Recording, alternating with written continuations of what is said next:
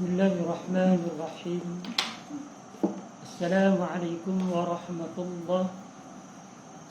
الحمد لله رب العالمين، الصلاة والسلام على أشرف الأنبياء والمرسلين وعلى آله وأصحابه أجمعين. رب اشرح لي صدري ويسر لي أمري واحلل عقدة من لساني يفقه قولي. إن الله وملائكته يصلون على النبي يا أيها الذين آمنوا صلوا عليه وسلموا تسليما. سبحانك لا علم لنا إلا ما علمتنا إنك أنت العليم الحكيم. سبحان الله والحمد لله ولا إله إلا الله والله أكبر ولا حول ولا قوة إلا بالله العلي العظيم. Amma ba'd. Muslimin muslimat sidang penonton, mudah-mudahan dirahmati Allah Subhanahu wa taala sekalian. Alhamdulillah, kita panjatkan syukur kehadirat Allah Subhanahu wa taala dengan limpah kurnia, izin dan inayah daripada Allah. Kita diberikan kesempatan untuk dipertemukan sekali lagi di dalam sambungan kuliah yang berpandukan kepada kitab, iaitulah khusyuk dalam solat, kunci kerehatan jiwa. Khusyuk dalam solat, kunci kerehatan jiwa, insya-Allah. Muslimin muslimat sedang penonton, mudah-mudahan dirahmati Allah Subhanahu wa taala sekalian. Alhamdulillah, Allah Subhanahu wa taala memanjangkan umur kita. Allah memberikan juga kepada kita kesihatan. Allah memberikan kepada kita kelapangan masa. Dan pada petang ini insya-Allah, Allahumma salli ala Sayyidina Muhammad, 15 hari bulan Julai 2021. Dan insya-Allah juga Allahumma salli ala Sayyidina Muhammad, kita diberikan Allah kesempatan untuk berada dalam bulan yang penuh dengan kemuliaan, iaitulah bulan Zulhijjah, bulan terakhir di dalam kalender Islam. Muslimin muslimat sidang penonton, mudah-mudahan dirahmati Allah Subhanahu wa taala sekalian. Dalam bulan ini, iaitu bulan salah satu daripada bulan haram, dan pada bulan ini juga umat Islam menunaikan fardu haji di Mekah Al-Mukarramah sebagai melengkapi rukun Islam yang kelima. Cuma tahun ini berbeza disebabkan ujian daripada Allah Subhanahu wa taala, iaitu pandemik COVID-19, menjadikan terbatas dan terhad kepada mereka-mereka yang diberikan keizinan untuk berada di tanah suci Mekah Al-Mukarramah, yang menjadi kerinduan kepada umat Islam yang amat merindukan, yang amat mengharapkan kasih sayang Allah Subhanahu wa taala dan merindukan kepada Nabi Muhammad Rasulullah sallallahu alaihi wasallam. Selain daripada bulan Zulhijjah, bulan untuk menunaikan fardu haji di Baitullah, bulan ini juga ialah bulan yang disingkapkan dengan cerita pengorbanan. Yang paling popular ialah pengorbanan Nabi Allah Ibrahim AS dengan anaknya Nabi Allah Ismail AS dan isteri Nabi Allah Ibrahim, iaitu Siti Hajar. Pengorbanan Nabi Allah Ibrahim AS dengan anaknya Nabi Allah Ismail tidak boleh untuk kita manusia biasa melaksanakan pengorbanan yang begitu besar di atas dasar ketakwaan dan cinta yang tidak berbelah bagi kepada Allah Subhanahu wa taala. Bukan mengorbankan binatang korban, tetapi mengorbankan nyawa anak kesayangan sendiri yang dinantikan hampir bertahun-tahun lamanya untuk mendapat seorang anak. Tiba-tiba apabila anak itu dah hampir boleh membantu segala kerja yang dilakukan oleh Allah, Nabi Allah Ibrahim, Nabi Allah Ibrahim mendapat mimpi daripada Allah Subhanahu wa taala untuk menyembelih anaknya Nabi Allah Ismail AS. mimpi para nabi, muslimin, muslimat sidang penonton mudah-mudahan dirahmati Allah adalah mimpi yang benar. Mimpi kita ni kadang-kadang bodoh celau. Mimpi kita ni kadang-kadang ada orang tu sampai dia mimpi orang aksiden. Dan dia orang aksiden tu pula dia nampak tang nombor je. Dia tak nampak orang aksiden tu dia di mana, dia tak nampak. Dia nampak nombor hak kereta aksiden teruk tu. Tiba-tiba dia kata boleh orang hak duduk dalam kereta tu tak mati. Dia aim nombor tu, lepas tu dia kata kali ni mau dah kena raya zakat. Muslimin muslimat sidang penonton mudah-mudahan dirahmati Allah Subhanahu wa taala sekalian. Masa yang terbatas, bukan kita nak menceritakan tentang pengorbanan Nabi Allah Ibrahim AS, Nabi Allah Ismail AS yang sanggup menyerahkan batang lehernya untuk disembelih oleh ayah dia sendiri. Bayang kalau kita ni ada anak, kemudian kita bagi tahu kepada anak kita, wahai anak aku diperintahkan oleh Allah Subhanahu wa taala untuk menyembelih kamu. Apa pendapat kamu? Sah-sah anak kita jawab, kerja gila. Macam mana darah daging ayah yang ayah tunggu, yang ayah nanti, tiba-tiba dah besar lagu ni ayah nak sembelih. Ayah ni ada akal ke? Maka ayah nak sembelih juga tidak ada masalah, boleh. Dengan syarat ayah mau kena ligan dulu, maka dah dapat sembelih. Tiba-tiba ayah tu pula boleh kena darah tinggi, lemah jantung, ligan tak tahu mana, dah ayah tu penat. Ayah tu lah. Anak dia kata dah ada guna lah, kita tukar. Dia cek pula sembelih ayah. Sebab ayah ni nampak macam nak nazak teruk dah ni, penat. Jadi celau. Apa yang kita nak bagi faham, Allahumma salli ala sayyidina Muhammad. Walaupun pada tahun ini program penyembelihan binatang korban tidaklah semeriah tahun-tahun sebelum ini, kerana kita berada dalam norma baru. Walaupun kita tidak mengorbankan binatang korban, tetapi banyak cara untuk kita berkorban. Salah satu daripada dia ialah untuk berdaftar agar dapat vaksinasi. Banyak cara untuk kita berkorban. Salah satu daripada dia ialah kita memberi sedikit sumbangan kepada mereka-mereka yang memerlukan bantuan, yang berkemungkinan mereka terpaksa berpuasa.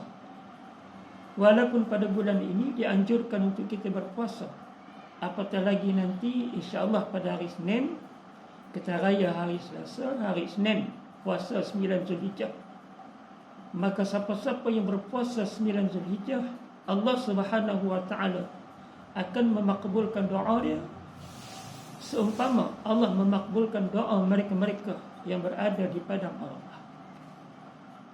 Muslimin muslimat sidang penonton mudah-mudahan dirahmati Allah Subhanahu wa taala sekalian. Pendek cerita dia, Allahumma salli ala sayyidina Muhammad. Kita masih lagi bersyukur kepada Allah, kita boleh lagi menunaikan salat sunat hari raya Aidil Adha walaupun dengan SOP yang telah ditentukan. Kita boleh lagi mengadakan ibadah korban dengan SOP yang ditentukan.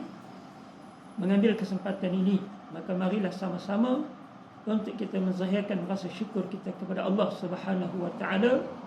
Walaupun Allah uji kita dengan COVID-19, tetapi pada masa yang sama kita tetap boleh melakukan ibadah kepada Allah Subhanahu wa taala di bulan yang mulia, iaitu bulan Zulhijjah. Allahumma salli ala sayyidina Muhammad. Berbalik kepada kitab kita, khusyuk dalam salat itu mendatangkan kerehatan jiwa. Nak mukadimah lama-lama saya lagi ikut ayah. Okey.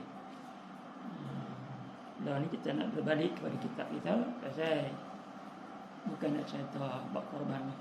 Panjang cerita bab korban ni. Pengorbanan Nabi-Nabi dan Rasul. Allahumma salli ala sayyidina Muhammad. Apatah lagi Nabi kita Muhammad Rasulullah sallallahu alaihi wasallam. Untuk sampai kepada kita Islam, Nabi banyak berkorban. Bukan berkorban harta benda. Walaupun Nabi seorang pemimpin, Nabi tidur di atas pelepah taman. tapi Nabi sanggup mengorbankan nyawa semata-mata untuk sampai nikmat iman dan Islam kepada kita. Banyak kalau kita nak cerita tentang korban, tetapi sebagai mukadimah dia ialah ambillah kesempatan untuk sekurang-kurangnya dalam bulan yang digalakkan untuk kita mengalirkan darah binatang korban, walaupun kita tidak mampu ataupun tidak berkesempatan, namun ada banyak cara untuk kita melakukan pengorbanan. Muslimin muslimat sidang penonton, mudah-mudahan dirahmati Allah Subhanahu wa taala sekalian. Saya sampai kepada muka surat yang ketiga, iaitu sambungan kepada taharah atau bersuci itu mempunyai 4 peringkat. Kita sampai tengok.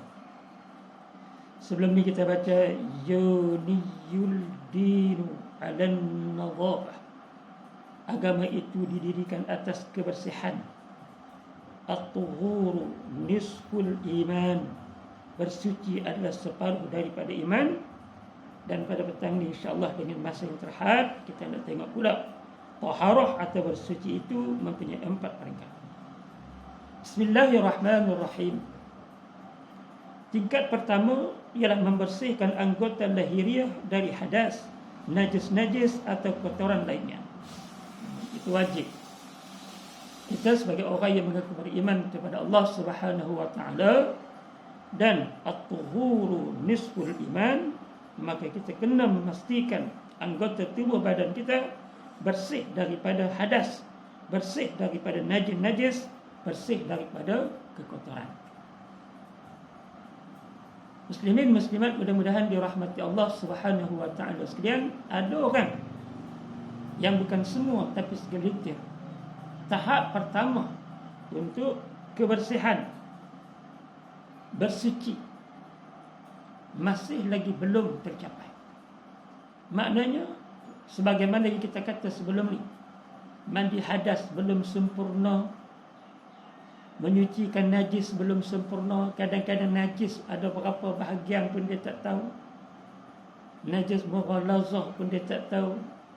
Najis mukhafafah, najis mutawasyithah. Benda ni insya-Allah kalau ada kesempatan kita akan rungkaikan bersama. Jadi kepada mereka-mereka yang baru nak belajar, eloklah untuk bersama-sama dengan saya, sebab kita nak baca daripada awal. Mudah-mudahan dapat kita memahami dan dapat dengan kekuatan yang Allah Ta'ala bagi untuk kita beramal semampu daya mungkin, insya-Allah. Ialah membersihkan anggota lahiriah daripada hadas, daripada najis-najis atau kotoran lainnya. Hadas kecil, hadas besar, najis, kemudian kekotoran yang kita mandi. Peluh itu bukan dikira sebagai najis, tapi kotor. Allahumma salli ala Sayyidina Muhammad. Kalau peluh najis, jauh semayang peluh batal. Jadi peluh itu tidak dikategorikan sebagai najis. Nanti kita akan kupas insya-Allah. Lalu kita baca yang ini dulu. Yang kedua, muslimin muslimat sidang penonton, mudah-mudahan dirahmati Allah Subhanahu wa taala sekalian, ialah membersihkan anggota-anggota badan dari perbuatan dosa dan salah. Bila orang tu senantiasa tubuh badan dia ada wudu, ada yang sembahyang, dan dia mendirikan sembahyang, dia mendirikan solat. Orang tu yang bila dia sembahyang dengan wudu yang sempurna, dengan mandi hadas yang sempurna, dengan jaga diri dia agar tidak ada najis, tubuh badan dia tidak ada najis, pakaian dia tidak ada najis, malah tempat sembahyang dia tidak ada najis, maka bila dia mendirikan solat, insya-Allah sampai kepada tingkatan yang kedua, bersuci, iaitu dia mampu dengan kekuatan yang Allah Ta'ala bagi untuk menghindarkan tubuh badan anggota dia daripada melakukan maksiat, kesalahan-kesalahan. Ada kesalahan-kesalahan, ada maksiat-maksiat yang mendatangkan dosa di sisi Allah Subhanahu wa taala, maka dia dapat mengelakkan tubuh badan dia daripada melakukan kesalahan dan maksiat tersebut. Apa dia muslimin muslimat rahimakumullah? Persoalan untuk diri saya dan kita semua. selama mana kita mendirikan salat, bagaimana keadaan kita menjaga anggota tubuh kita sebagai tanda hamba yang mensyukuri nikmat Allah, dengan diberikan Allah mata, dengan diberikan Allah telinga, dengan diberikan Allah lidah, mulut, bibir untuk berkata-kata, dengan Allah memberikan tangan sebelah kanan suap nasi, sebelah kiri faham-fahamlah. Allah memberikan kepada kita kaki, Allah memberikan kepada kita perut, Allah memberikan kepada kita kemaluan. Sejauh mana kita menjaga anggota tubuh badan kita untuk kita tidak melakukan kesalahan dan maksiat yang boleh mendatangkan kemurkaan, celaan, kemarahan Allah Subhanahu wa taala kepada kita. Tanya diri saya, tanya diri muslimin muslimat sidang penonton, mudah-mudahan dirahmati Allah Subhanahu wa taala sekalian. Sampai masa dan ketika saat ini, sejauh mana aku mampu menjaga mata untuk hanya melihat ayat-ayat suci, hanya melihat wajah kedua ibu bapa aku, hanya melihat wajah suami aku dan isteri aku? Adakah menggunakan mata aku untuk melihat selain daripada Allah redha? Sejauh mana aku menggunakan telinga aku? Adakah aku mendengar nasihat-nasihat?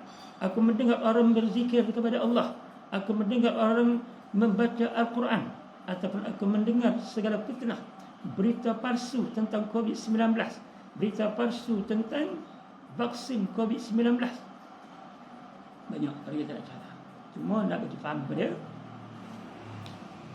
jaga tubuh badan kita. Kalau kita sembahyang tapi anggota tubuh badan kita sama naik melakukan kemungkaran maksiat kepada Allah, maknanya ada something wrong dalam sembahyang kita. Muslimin muslimat mudah-mudahan dirahmati Allah Subhanahu wa taala sekalian.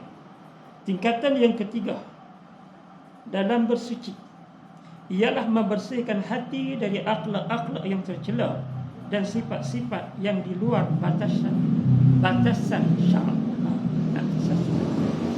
Allahumma salli ala sayyidina Muhammad. Muslimin muslimat mudah-mudahan dirahmati Allah Subhanahu wa taala sekalian. Lagi bayar. Yang ketiga, modal lagi bayar. Nombor satu, orang yang sembahyang insya-Allah settle. Nombor dua, macam mana nak jaga tangan ni? Kadang-kadang orang sembahyang bila lalu kat tepi jalan tengok pucuk janggut. Dia bukan kira pucuk janggut itu ada tuat ke, tak ke, dia mudah rabu. Dia kata sedap juga kalau makan pucuk janggut ni, kena ikan bakar pula. Hang beli ikan bakar mahal terubuk, hang beli ikan bakar jenis mahal sampai sekilo RM30 contoh. Tapi dia pucuk janggut itu hang ambil lagu tu saja, tak minta pada tuan dia. Jadi masalah. Orang hak sembahyang ni mungkin dia pandai dah. Bila orang kata apa dia, kencing berak apa semua, mandi hadas dia okey. Tapi bila macam sembahyang, ada lagi benda-benda yang dia buat dengan anggota tubuh badan ni. Dan insya-Allah ada juga orang-orang yang Allahumma salli ala sayyidina Muhammad, walaupun dia melakukan dosa tetapi pada masa yang sama dia tak mau sangat-sangat dosa.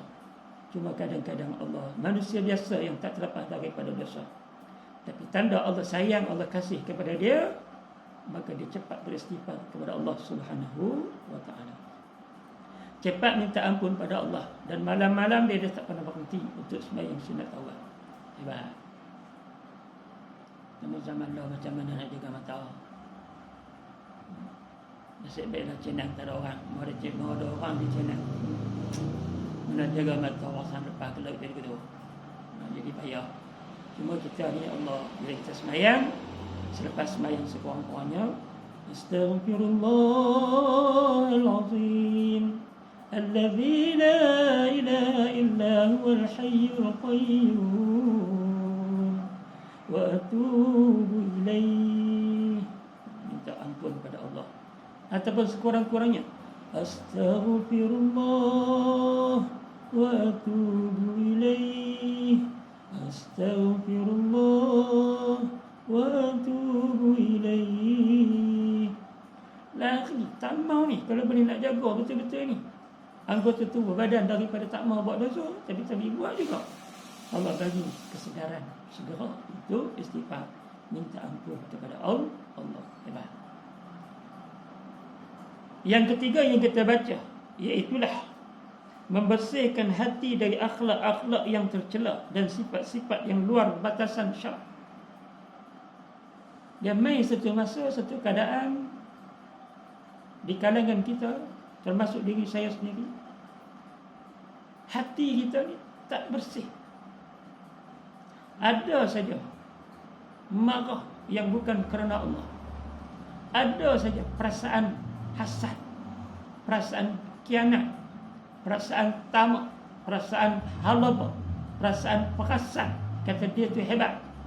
Ada saja dalam hati kita. Takabur ada saja dalam hati kita. Kau duk minta ke orang, tak malu naik bendera putih. Apa ni? Muka tebal gobih. Kemarin halal tu muka dia tebal lagi, tapi dia tak tahu. Allah bagi rezeki kepada dia bukan untuk dia semata-mata, tapi Allah nak tengok sejauh mana dia mensyukuri rezeki tersebut untuk dikongsikan kepada orang lain yang memerlukan. Macam kita kata tadi, berkorban. Allah pun suruh, inna a'tainakal kautsar fasalli li rabbika wanhar inna syani'aka huwal abtar. Allah suruh kita sembahyang dan Allah suruh kita melakukan korban. Kalau kita tidak boleh melakukan sembelihan binatang korban dalam bulan Zulhijjah, bermula daripada hari raya pertama, hari raya kedua, iaitu hari Tasyrik, 10, 11, 12, 13. Istimewanya hari raya haji, tidak boleh berpuasa. Hari raya pertama kita tak puasa lah. Kalau kita pergi rumah dia lah, tak ada pergi rumah, duduk di rumah, stay at home, jangan pergi mana-mana. Dulu lah contoh, kalau kita pergi meraya rumah orang, dia akan kata makan. Kita tanya dia, awak makcik tak makan? Dia kata makcik tak boleh makan, makcik puasa datang apa raya pertama makcik. Oi, kalau bulan hari raya Aidilfitri, hari raya pertama haram berpuasa, tapi hari raya kedua dah tak ada dah.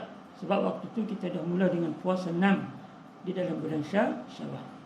Istimewanya raya haji tidak boleh berpuasa selama 4 hari, bermula daripada hari yang pertama, hari Tasyrik, hari raya yang kedua, ketiga dan keempat, iaitu 11, 12 dan 13 Zulhijjah. Itu dia, patah balik waktu pula. Allahumma salli ala Sayyidina Muhammad. Tiba-tiba hati kita masih lagi ada kekotoran, ada bintik-bintik hitam, ada lagi rasa dengki, ada lagi sayang pada harta. Sedangkan harta itu kita kena kongsi kepada orang di sebelah rumah kita yang memerlukan bantuan. Mungkin mereka tak makan, mungkin mereka terputus bekalan makanan dan sebagainya. Jadi yang ketiga ialah membersihkan hati dari akhlak-akhlak yang tercela dan sifat-sifat yang di luar batasan syarak. Jangan bagi ada. Tapi yang tu susah, sekar, payah untuk kita laksanakan. InsyaAllah, kalau kita berusaha dan kita bermohon tanpa henti, tanpa putih kepada Allah, InsyaAllah bantuan Allah akan sampai kepada kita untuk kita jaga diri kita agar kita memiliki hati yang suci, hati yang bersih, dibajai dengan sifat-sifat mahmudah dan meracuni sifat-sifat mazmumah. Muslimin muslimat sidang penonton, mudah-mudahan dirahmati Allah Subhanahu wa taala sekalian.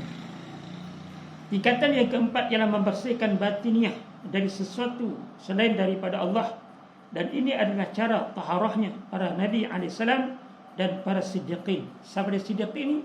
Iaitu orang yang benar dengan perkataan, dan bukan hanya sekadar benar dengan perkataan, tetapi juga benar dengan perbuatan. Ramai di kalangan kita muslimin muslimat, mudah-mudahan dirahmati Allah, yang Allahumma salli ala Sayyidina Muhammad, termasuklah diri saya sendiri, dan kita berdoa banyak-banyak pada Allah, walaupun kita tak akan sampai setanding dengan kesucian yang dimiliki oleh para nabi dan juga para siddiqin, iaitu orang-orang yang benar dengan perkataan perbuatan. Sekurang-kurangnya kita minta kekuatan kepada Allah untuk melakukan apa yang kita cakap. Hari ini yang jadi masalah. Ketakutan bagi saya, orang lain saya tak tahu, tapi ketakutan bagi saya ialah apabila saya menyampaikan sesuatu yang baik, alhamdulillah, mengajak orang melakukan kebaikan, alhamdulillah, tetapi saya belum cukup sempurna untuk melakukan perbuatan-perbuatan yang saya bagi tahu kepada orang. Sebab itulah alhamdulillah hari ini saya minta kekuatan kepada Allah Subhanahu Wa Taala, kerana saya faham dan kita semua faham kita tidak setanding dengan para Nabi AS dan para siddiqin yang bukan hanya benar dengan perkataan tetapi benar dengan perbuatan. Yang paling cerai, yang paling masalah, Allahumma salli ala Sayyidina Muhammad sanggup untuk hidup dalam keadaan bukan perbuatan dia saja tak betul, malah percakapan dia pun orang panggil dalam RM1 tu seduit boleh pakai. Hak 9 sen lagi tu, 99 duit lagi tu haram, satu tak boleh pakai. Ni celaka. Yang ni memang ghaflah jingga tu. Muslimin muslimat sedang menonton, mudah-mudahan dirahmati Allah Subhanahu Wa Taala sekalian. Kita sama. Nabi mana Sayyidina Abu Bakar As-Siddiq yang benar dengan perkataan dan perbuatan. Dia yakin dengan Nabi Rasulullah sallallahu alaihi wasallam. Walaupun orang kafir musyrikin Mekah, Abu Lahab, Abu Jahal tak percaya Nabi boleh melakukan peristiwa daripada Masjidil Aqsa ke Masjidil Haram, kemudian naik ke Sidratul Muntaha dalam tempoh satu malam dalam peristiwa Isra wal Mi'raj. Tapi bila ditanya kepada Sayyidina Abu Bakar, boleh percaya kerana Muhammad makhluk habang kat kita, penduduk Mekah, yang dia bertemu dengan Allah di Sidratul Muntaha, dia semayang di Masjidil Aqsa, dia semayang di Masjidil Haram. Boleh percaya kan ni? Allahumma salli ala Sayyidina Muhammad. Daripada Masjidil Haram ke Masjidil Aqsa, kemudian ke Sidratul Muntaha dalam tempoh satu malam. Nak cakap apa? Nak abang kata bila pergi abang dekat Sayyidina Abu Bakar As-Siddiq, bawa mentua Nabi Rasulullah sallallahu alaihi wasallam. Apa kata dia? Kalau Muhammad tu yang bagi tahu, maka aku yakin dengan kata-kata dia. Dia senantiasa membenarkan kata-kata Nabi Rasulullah sallallahu alaihi wasallam. Dia senantiasa membenarkan perbuatan Nabi Rasulullah sallallahu alaihi wasallam. Yang kita akhir zaman, ramai di kalangan kita yang tidak membenarkan kata-kata Nabi Rasulullah sallallahu alaihi wasallam. Anggap apa yang disampaikan oleh Rasulullah melalui sabda Nabi Rasulullah SAW itu kadang-kadang tak masuk akal, dan kadang-kadang hina Nabi Rasulullah SAW. Apatah lagi orang akhir zaman yang tidak membenarkan perbuatan Nabi Rasulullah SAW. Muslimin muslimat rahimakumullah, walaupun kita manusia biasa yang tidak boleh setanding setara para Nabi AS dan para siddiqin dalam membela kesucian di peringkat yang keempat, tetapi sekurang-kurangnya kita berusaha untuk setiap apa yang kita lontarkan dengan perkara-perkara yang baik, minta doa banyak-banyak kepada Allah untuk kita laksanakan perkara baik itu dalam kehidupan kita. Allahumma salli ala Sayyidina Muhammad. Alhamdulillah juga bila ambil kesempatan Allah Ta'ala bagi kepada saya ni sikit ruang dan peluang untuk saya menyampaikan ilmu pada orang. Maknanya apa dia? Temperature saya ni insya-Allah alhamdulillah makin hari makin naik, makin hari makin naik dalam beribadah kepada Allah Subhanahu Wa Taala. Namun kita akui kita masih lagi manusia yang jauh memiliki kelemahan, dan kita kena bergantung harap semata-mata kepada Allah. Dalam hati sanubari kita hanya mengesahkan Allah, mentauhidkan Allah. Tidak ada Tuhan yang lain disembah melainkan Allah. Muslimin muslimat sedang penonton, mudah-mudahan dirahmati Allah Subhanahu Wa Taala sekalian. Jadi cukup sekarang itu dulu insya-Allah untuk petang ni, dan insya-Allah kita jumpa lagi di lain masa dan ketika.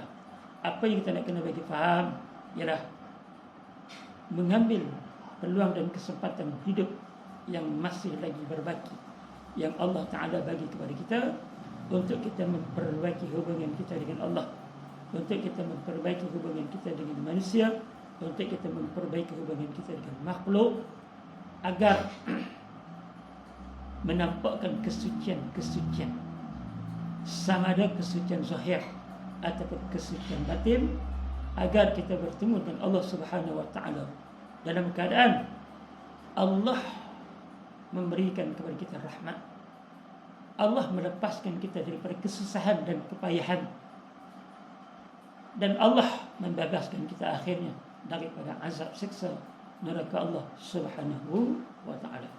Jadi cukup sekali itu insya-Allah.